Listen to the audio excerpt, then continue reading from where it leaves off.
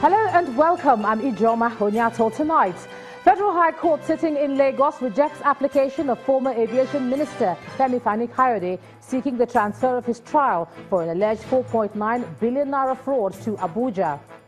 INEC officials storm National Assembly complex in Abuja to serve Senator Melaye his recall notice submitted by members of his constituency in Kogi West. Tonight we begin our series spotlighting Nigeria's search of a rebirth ahead of the country's 57th independence anniversary, and politics comes under focus. And Kenyan police disperse protesters demanding the sack of election officials ahead of the October the 26th rerun election. On business news tonight, federal government launched second round of National Action Plan to promote better business environment for the country. On sports news, Alex Iwobi and Uche Agbo return after the Super Eagles coach Gernot Rohr calls up 23 players for next month's 2018 FIFA World Cup qualifier against Zambia's Tripoli. And from Abuja, police arrest wanted Boko Haram terrorist Idris Ibrahim Babawu, also known as Idiko, in Ondo State.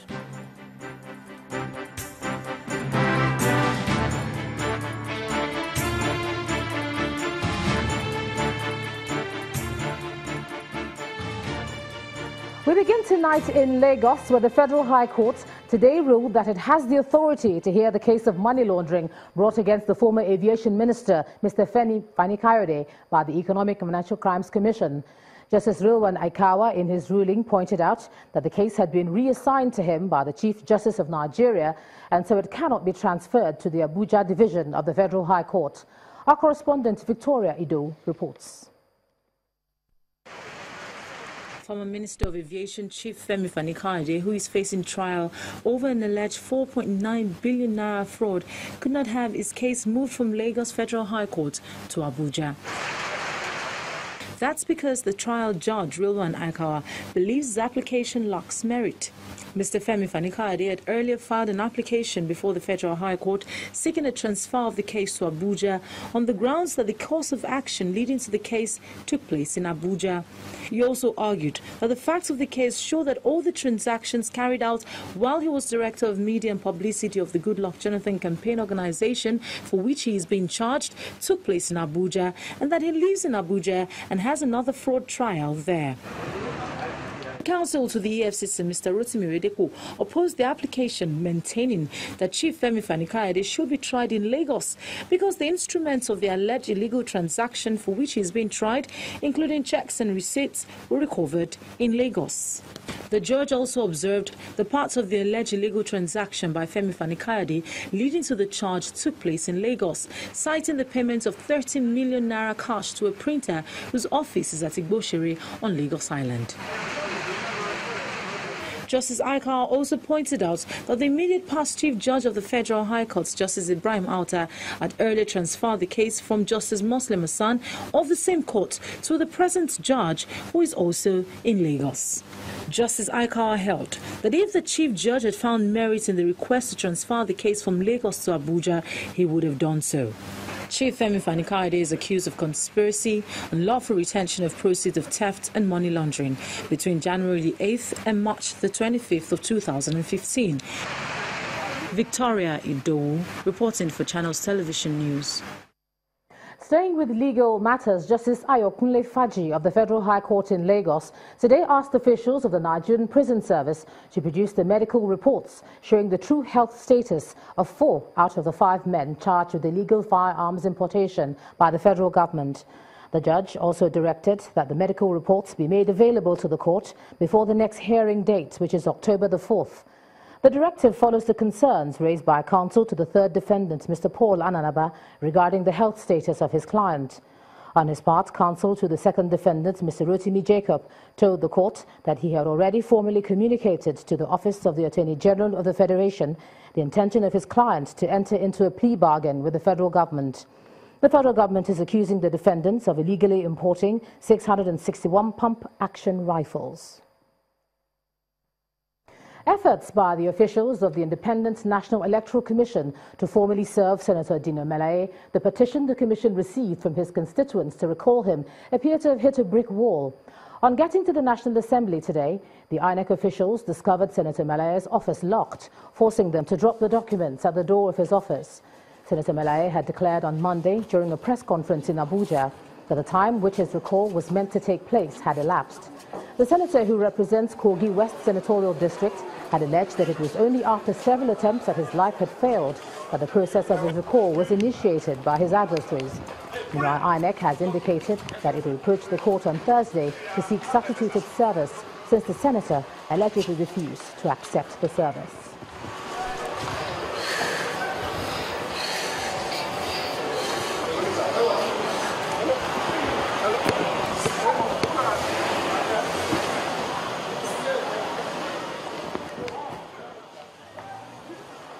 Now the debate for restructuring continues across the country, and more prominent Nigerians are lending their voice to the issue.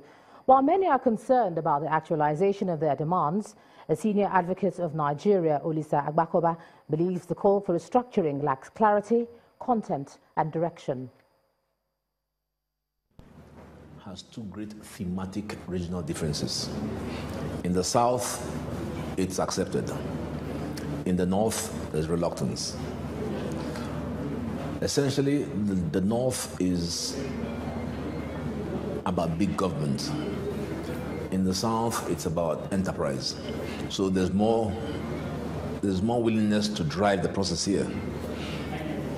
What's missing is, where is the document that sets out and tables what restructuring is all about? So generally, people think restructuring is about political restructuring. So you create 6, 8 regions, and that's fine. My worry about that is that it excludes economic restructuring. The second danger is that you might well then carry the problems and the corruption and the inefficiencies in the center today to the regions. It's also important to underscore that restructuring is not a magic wand that will solve any problem.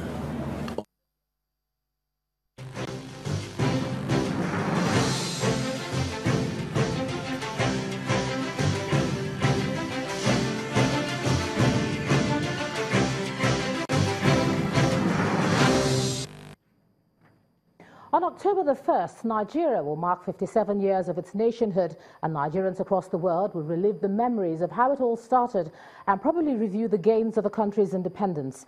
Tonight on Channels Television, we give our special focus on Nigeria's independence anniversary with politics. How far have we come? Our political correspondent Sheung Okimbaloe reports. This is the way Nigeria hopes to kickstart our journey to nationhood. 57 years down the line, what are the words on the streets from the average Nigerians about the nation's journey so far? At least they are the most hit by most of the issues. The government proclaimed we are one Nigeria. But look at the crisis all over Nigeria. We are made to know that a fool in 40 is a fool forever. And we are now more than 40, getting to 57, 17 extra, but nothing to show about it. Destroy this country is religion, ethnicity, which they preach to us. It might be safe to say Nigeria is at a crossroad if you consider the barrage of clamor across the country. No election of the divide and rule tactics. We are one. In a moment of deep national confusion such as these, sometimes it is best to turn to scholars to benefit from their knowledge based on several years of research. And so we called on one, Dr. Austin Nweze of the Pan-Atlantic University.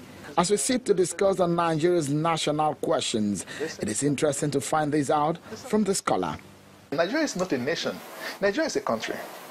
Now, a country is a group of people who come together to see what they can get from the land.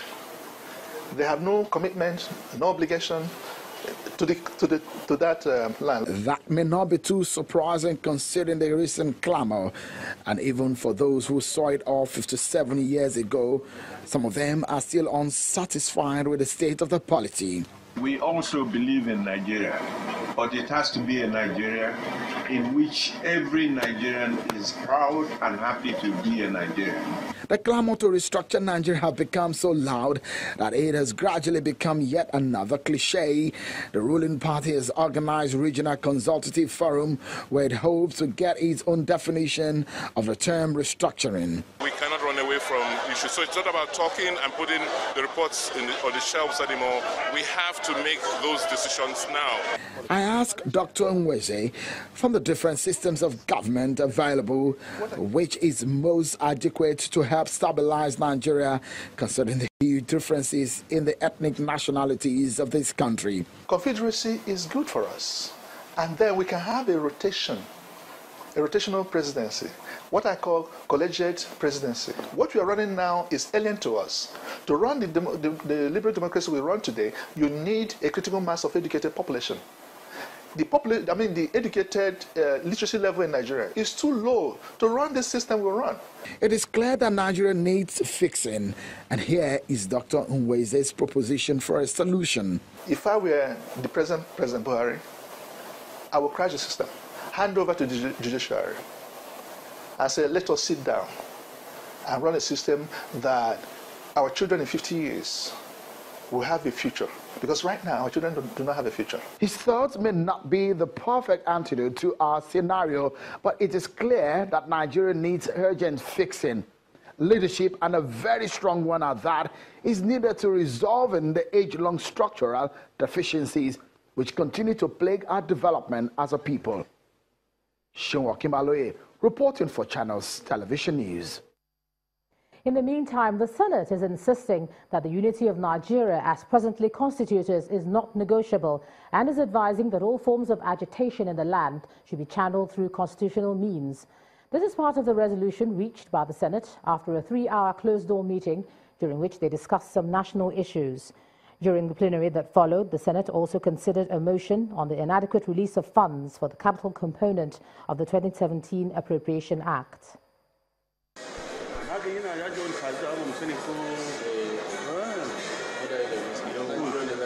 Senators arriving for the resumption of plenary.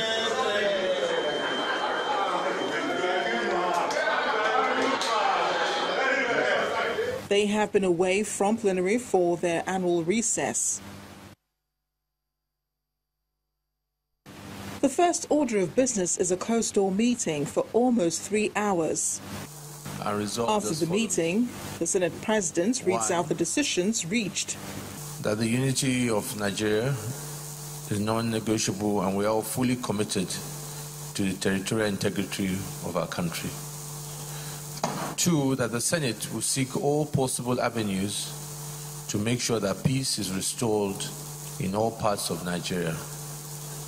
And finally, the Senate hereby advised that all groups seeking to pursue any agitation should do so through constitutional means. It's an issue he stresses during his welcome address. Distinguished colleagues, a house divided against itself will not stand. More than ever before, we must stand for the unity and indivisibility of our country. We must condemn in strongest possible terms all forms of violence as a form of engagement. The Constitution and the law has laid down tools and procedures for us to push through our interests as all democratic nations do. He also congratulates Nigerians on the growth witnessed in the economy. While we congratulate ourselves, it's important that we don't rest on ours, as this is not the end in itself. There's still a lot of work ahead. Our aim is to see our economy create millions of jobs and growth rate of 7% or more. The Senate then moves to consider a motion on inadequate funds for the implementation of capital component of the 2017 Appropriation Act. According to the Budget Office of the Federal Republic of Nigeria, as published in the 2017 first quarter budget implementation report, no fund was released for capital projects due to the extension of 2016 capital budget implementation to 5th May 2017. Further worried that failure to expeditiously release the capital component of the budget to the ministries, departments, and agencies of government might return the country to the recession which we have almost exited. The motion enjoys the support of lawmakers. The Minister of Finance and Minister of Budget and Planning are to appear before the Senate to brief them on reasons behind the inadequate funding of projects and steps being taken to expedite release of funds. No date has been fixed for the ministers to appear before the lawmakers. In part 2, after the break, more on the nation's politics at 57. I'll be joined by a professor of international law at the University of Lagos, Professor Akin Oyebode. He joins you there.